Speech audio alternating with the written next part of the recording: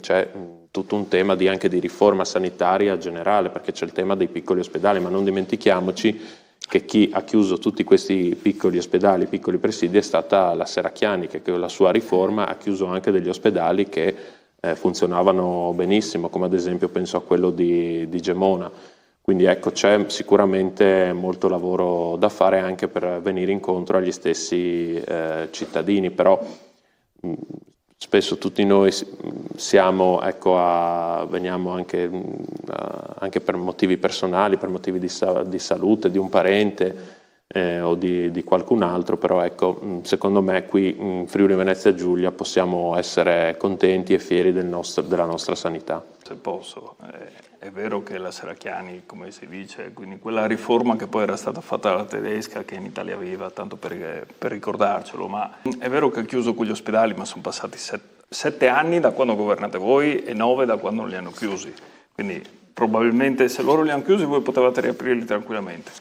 e non l'avete ancora fatto, perché o li hanno chiusi per un motivo che voi ovviamente condividete e li lasciate così com'è, oppure se non condividete i motivi per cui li hanno chiusi avete avuto 7 anni di tempo per porre, diciamo,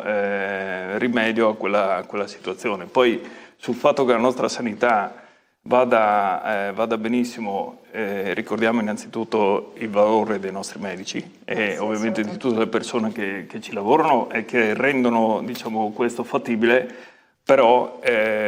l'ultima classifica del Ministero, quindi credo che sia abbastanza